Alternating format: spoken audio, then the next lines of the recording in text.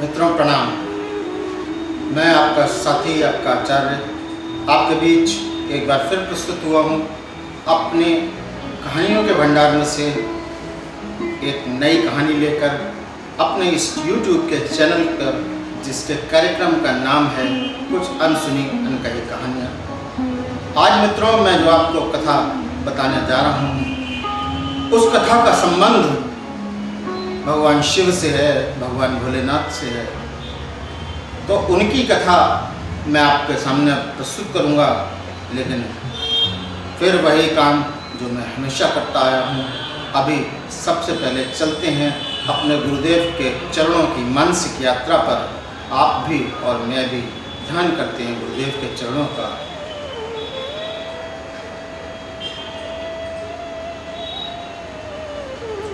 तो मित्रों, अब मैं आपको जो कहानी बताने जा रहा हूँ वो शिवपुत्र की कथा है कि शिवपुत्र को भगवान शिव ने खुद क्यों मार दिया। अब ये बड़ा रोचक रहस्य है।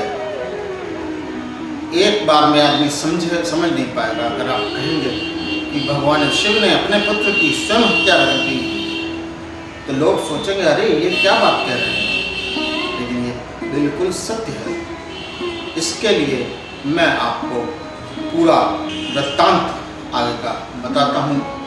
एक बार की बात है, भगवान शिव और माता पार्वती भ्रमण पर निकले और जाकर काशी नगरी में पहुँचे। उस जगह का बड़ा मनोरम वातावरण था। प्राकृतिक झलकियाँ इतनी सुंदर थीं कि माता पार्वती उसमें रम गईं और उन्होंने शरारत पूर्ण ढंग से भगवान शिव के दोनों नेत्र पीछे से हाथ डालकर इस प्रकार से बंद कर दिए। ये एक शरारत थी जो कि आजकल अमूमन सब दंपति करते हैं, मित्र भी करते हैं। लेकिन मित्रों, जैसे ही माँ पार्वती ने भगवान शिव के दोनों नेत्र बंद किए, पूरा संसार, पूरी सृष्टि अंधकार में हो गई और कुछ भी दिखाई नहीं दे रहा था। इस पूरी सृष्टि में सिर्फ अंधकार ही दिखाई दे रहा था। भगवान शिव ने तुरंत अपनी तीसरी नेत्र खोल दी, जिससे प्रचंड ज्वाला निकली, जिसकी वजह से इस सृष्टि में दोबारा से रोशनी हुई और सृष्टि जगमगा उठी। परंतु उस भयंकर आग की लपट से जो भगवान शिव के नेत्र से निकली थी, माता पार्वती घबरा गईं और डर के उन्होंने भगवान शिव की आंखें खोल दी और उनके आंखों पर से अपने हाथ हटा लिए। जैसे ही उन्होंने हाथ हटाए, भगवान शिव ने अपना तीसरा नेत्र बंद किया और अपने जो दोनों नेत्र हैं उन्हें खोल लिया। और इसी बीच उस ज्वाला से, इतनी प्रचंड ज्वाला थी, उससे माँ पार्वती पसीने में नहा उठी और उस पसीने से उनको एक पुत्र रत्न की प्राप्ति हुई। एक पुत्र उनको प्राप्त हुआ। जैसे ही भगवान शिव ने आंखें खोली तो देखा कि एक बालक माता पार्वती के गोद में है। माँ पार्वती ने भगवान शिव को कहा, हे प्रभु, ये कौन बालक है, ये मेरी गोद में कैसे आया, इसका क्या रहस्य है, आप बताएं मुझे। महादेव, मैं आपसे विनती करती हूँ। भगवान भोलेनाथ ने माता पार्वती को उत्तर दिया कि हे पार्वती, ये तुम्हारा ही पुत्र है, तुम्हारे पसीने से उत्पन्न हुआ है और ये वास्तव में अंधकार में उत्पन्न हुआ है, तो मैं इसका नाम अंधक रखता हूँ। भगवान शिव ने कहा कि मेरा और तुम्हारा ही पुत्र है, और चूंकि ये अंधेरे में उत्पन्न हुआ है, अंधकार में उत्पन्न हुआ है, तो मैं इसका नाम अंधक रख रहा हूँ। माता पार्वती ने कहा, ठीक है प्रभु, जैसी आपकी इच्छा। उसके बाद शिव और पार्वती अपने उस नन्हे से बालक, जिसका नाम अंधक रखा गया था, लेकर कैलाश में चले गए। इसी बीच दो बड़े वीर और कुटिल राक्षस इस पृथ्वी पे उत्पन्न हुए थे। एक का नाम हिरण्याक्ष था और एक हिरण्यकश्यप। हिरण्याक्ष और हिरण्यकश्यप दोनों भाई भाई थे। तो हिरण्याक्ष ने भगवान शिव की तपस्या की, भगवान शिव को अपनी तपस्या से दर्शन देने के लिए विवश कर दिया। भगवान शिव ने प्रकट होकर उसको पूछा कि बताओ हिरण्याक्ष, मैं तुम्हारी तपस्या से प्रसन्न हूँ, बताओ तुम क्या वर चाहते हो। हिरण्याक्ष ने कहा कि प्रभु, मैं ऐसे पुत्र की कामना करता हूँ कि जिसका कोई देव बाल भी बांका ना कर पाए, और मुझे एक वीर साहसी पुत्र ऐसा मिल जाए। भगवान शिव ने जो उनका पुत्र अंधक था वो उसको दे दिया और कहा, ये बड़ा प्रतापी पुत्र है और तुम्हारी कीर्ति जग में अमर करेगा। और भगवान ने उसको ये वरदान तब भी नहीं दिया कि इसको कोई देव अजय मार ना पाए। ये वरदान भगवान शिव ने उसको नहीं दिया। अंधक चूँकि राक्षस वृत्ति में पड़ा और राक्षसों के मध्य ही पला बड़ा हुआ, उसकी भी मति गति सब राक्षसों जैसी हो गई और वो भी राक्षसों के भांति सोचने लगा, दैत्यों की भांति कृत्य करने लगा। अंधक ने उसके बाद ये सोचा कि मैं अगर अमर हो जाऊं, अमरता का वरदान प्राप्त कर लूं, तो इस संसार में मुझसे बड़ा कोई वीर नहीं होगा। इसके लिए उसने घोर तपस्या की। भगवान ब्रह्मा, सृष्टि के विधाता ब्रह्मा जी उसके तप से प्रसन्न हुए और उसको दर्शन दिए। उसने जैसे ही आंखें खोली, भगवान विष्णु ब्रह्मा ने उनको ये कहा कि पुत्र, तुम क्या चाहते हो, जो चाहे वर मांग लो, मैं तुम्हें आज वर देने आया हूँ। देखिए, राक्षस वृत्ति के लोगों के मन में कुटिलता भरी होती है। मैंने आपको पहले भी बताया है, भी कह रहा हूँ। ये सिर्फ अपना भला सोचते हैं और किसी का भला सोचते नहीं हैं। तो अंधक ने भी यही सोचा कि हे प्रभु, मैं आपसे वरदान चाहता हूँ कि मुझे इस सृष्टि में कोई मार ना पाए, मैं अजय हूँ और अमरत्व को प्राप्त करूँ। भगवान ब्रह्मा ने कहा कि देखो अंधक, इस प्रकार का वरदान किसी को भी इस सृष्टि में प्राप्त ही नहीं है।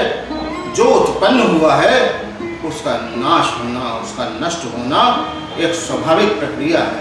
तुम इसके अतिरिक्त मुझसे और कुछ वरदान मांग लो, मैं तुम्हें देने को तैयार हूँ। फिर वही बात है, देखिए, कुटिलता जिस आदमी के मन में कपट भरा है, कुटिलता भरी है, वो अपनी बात को मनवाने के लिए तरह तरह के प्रपंच करता है, शब्दों को आगे पीछे करता है, घुमाता है, जिससे वो मनचाहा वर प्राप्त कर ले। इसी प्रकार से उस अंधक ने भी कुछ ऐसा ही किया।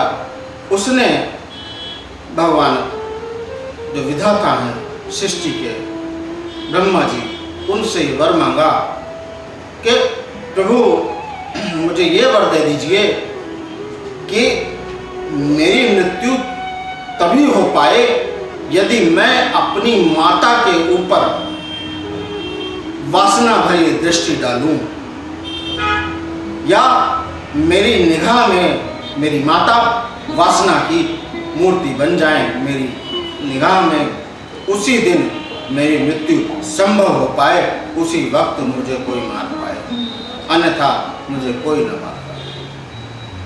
ब्रह्मा जी ने उसको तथास्तु का वरदान दिया और कहा कि ठीक है, आपने जो वरदान मांगा है मैं आपको वो वरदान दे रहा हूँ। और कहकर भगवान ब्रह्मा वहाँ से चले गए।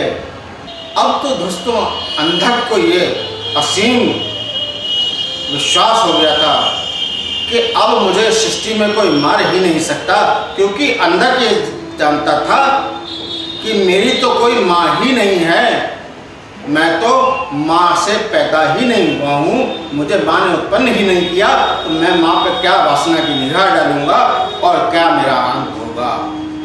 ये कुटिलता उसकी, लेकिन उसके काम न आई। इसी प्रकार अंधक अपना शासन आगे बढ़ाते हुए युवावस्था में जब पहुंचा, तब उसने अपने समस्त असुर वीरों को और सेनापतियों को बुलाकर पूछा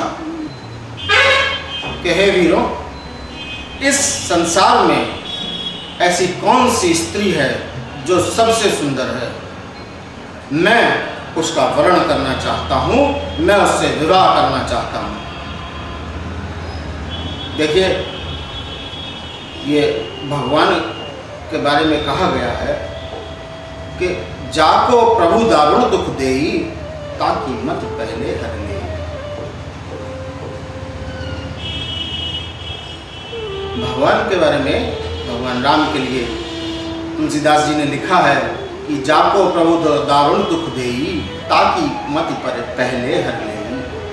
तो यही इससे सिद्ध होता है कि उनके जो असुर वीर थे, असुर सेनापति थे, उन्होंने उसके आगे जो प्रस्ताव रखा कि महाराज, आप जिस तरह की कन्या का वर्णन कर रहे हैं, हमारी निगाह में है वो कन्या, वो और कोई नहीं, हिमालय राज की पुत्री पार्वती है, जिसने शिव से विवाह कर लिया है और शिव के साथ कैलाश पर्वत पर रह रही है। देखिए मित्रों, ये उस समय की बात है जब भगवान और देवों के बारे में मैं आपको बताऊं, और भगवान जिनके बारे में मैं जानता हूं कि उनकी आयु कभी घटती बढ़ती नहीं है। वो जिस प्रकार के आज दिखते हैं, आज से 100 वर्ष 1000 वर्ष बाद भी वैसे ही दिखाई देते हैं। चिर यौवन का वरदान दाता के पास तो है ही। भगवान शिव, भगवान विष्णु, भगवान ब्रह्मा, ये सब त्रिदेव हैं, इनके पास ये वरदान है। तो ऐसे ही माता भगवती, माता पार्वती बिल्कुल वैसी यौवना जैसी तो थी पहले, वैसी ही उस समय भी थी। और जैसे ही ये प्रस्ताव उसके सामने उन्होंने रखा, अंधक ने तुरंत विचार करा कि मैं जाकर शिव से छीन लाऊंगा उसकी पत्नी को। वो सिर्फ और सिर्फ मेरे यानी अंधक की साम्राज्ञी बनने की अधिकारी है। उसको पर्वतों भटकना नहीं चाहिए। शिव उसके पति होने के योग्य नहीं है। वो कैलाश पहुंचा और अंधक ने माता पार्वती से कहा, हे देवी, मैं तुमसे विवाह करना चाहता हूँ और मैं चाहता हूँ कि तुम मेरे महलों में रहो, तुम मेरी साम्राज्ञी बन के रहो। ये शिव के साथ में तुम्हें जो कष्ट भोगने पड़ते हैं, मेरे साथ में तुम्हें असीम आनंद की अनुभूति होगी। माता पार्वती ने उसको मना कर दिया, उसका हाथ झटक दिया, परंतु उसके मन में माता पार्वती को देखकर काम भावना जागृत हो गई मित्रों, और उसने माता पार्वती का हाथ कामुक ढंग से पकड़ लिया और कामावेश के चलते वो माता को ले जाने लगा। तभी माता ने अपने आराध्य प्रभु भोलेनाथ भगवान शंकर को याद किया। भगवान शिव तुरंत विराट रूप में प्रकट हुए और अपने त्रिशूल से उस अंधक का सर काट दिया, और जैसे ही वो सर कटा उसका धड़ जब जमीन पे गिरा तो सर हवा में स्थित होकर उस सर ने ये प्रश्न करा भगवान भोलेनाथ से कि आप बताइए, क्या विधाता का वचन असत्य हो सकता है? भगवान भोलेनाथ ने कहा, बिल्कुल नहीं हो सकता। तो फिर मेरी मृत्यु कैसे संभव है? मेरी तो कोई माँ ही नहीं है। मैंने तो जिस स्त्री को कामुकता की दृष्टि से देखा है वो तो तुम्हारी पत्नी है, तो मुझे तुम कैसे मार सकते हो? तो भगवान शिव ने उसको बताया कि ये अंधक, तुम मेरे ही पुत्र हो, ये माता पार्वती ही तुम्हारी माता हैं, तुम इनके पसीने से उत्पन्न हुए थे। हिरण्याक्ष ने तपस्या करके तुम्हें मुझसे प्राप्त किया था, तो ये तुम्हारी माता हैं और तुमने अपनी माँ के ऊपर कुदृष्टि डाली है, अतः तुम इसी परिणाम के अधिकारी हो। और ये कह के जब भगवान ने अपना त्रिशूल अपने हाथ में वापस दिया, वो सर भी जमीन पे गिर गया और उसका अंत हो गया। तो इस प्रकार मित्रों मैंने आपको बताया कि किस प्रकार से भगवान शिव ने अपने ही पुत्र का वध करा और क्यों करा था। ये बड़ी अच्छी, बड़ी सुंदर मनोरम कहानी है। मुझे उम्मीद है कि आपको अवश्य पसंद आई होगी, और आगे भी मैं ऐसी कहानियाँ लेकर आता रहूँगा आप लोगों के लिए। तथा मैं आपसे बार बार कहता हूँ कि जिन भाइयों के घर में, जिन बंधुओं के घर में गृह क्लेश है, विवाह नहीं हो रहा है, शत्रुता है, रोज़गार नहीं है, किसी की तबीयत खराब है, तो वो मुझसे मेरे इस ईमेल एड्रेस पर संपर्क कर सकते हैं। निःशुल्क, आपसे कोई शुल्क नहीं लिया जाएगा। हम आपकी सारी समस्याओं का निदान तुरंत ईमेल के माध्यम से आपको भेजेंगे, तथा यदि हमें लगेगा कि ये समस्या जनसाधारण की समस्या है तो हम आपको विशेष कार्यक्रम के द्वारा भी सूचित करेंगे। अगली सभा में मैं आपसे फिर मुलाकात करूंगा एक नई और अच्छी कहानी के साथ। तब तक के लिए मित्रों, नमस्कार।